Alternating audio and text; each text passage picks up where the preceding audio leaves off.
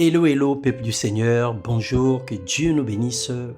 Bienvenue dans ce partage, gloire à Dieu pour son amour et sa paix dans le monde, pour sa grâce et sa fidélité envers son peuple, pour sa miséricorde et surtout ses compassions.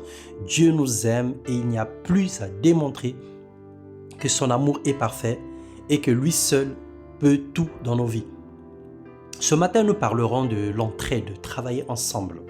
Ésaïe 53, les versets 1 et 2, la Bible déclare « Qui a cru à ce qui nous était annoncé, qui a reconnu le bras de l'Éternel, il s'est levé devant lui comme une faible plante, comme un rejeton qui sort d'une terre desséchée. Il n'avait ni beauté ni éclat pour attirer nos regards, et son aspect n'avait rien pour nous plaire. » Frères et sœurs, la vie du Seigneur est un modèle d'entraide et de solidarité.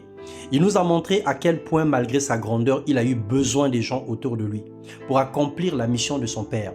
Aujourd'hui, l'Église souffre parce que chaque chrétien cherche son propre succès, son propre intérêt pour se montrer meilleur et puissant au-dessus des autres.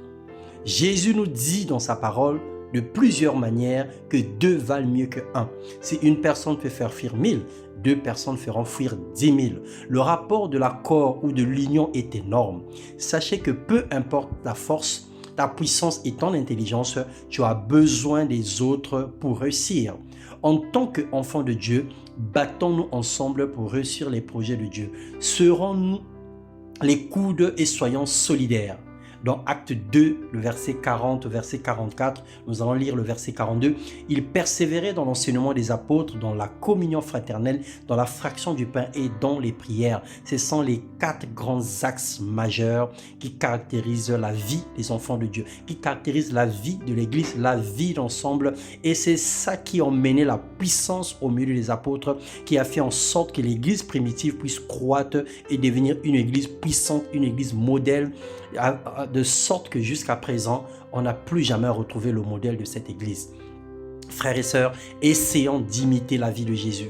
Marchons comme les saints apôtres, comptons sur les autres, demandons de l'aide et soutenons les frères et les sœurs en difficulté. Ne soyons pas seulement ceux qui vont juger, ceux qui vont critiquer, ceux qui vont détruire, ceux qui sont prêts à raconter tout le mal qu'ils ont vu autour d'eux au lieu de soutenir.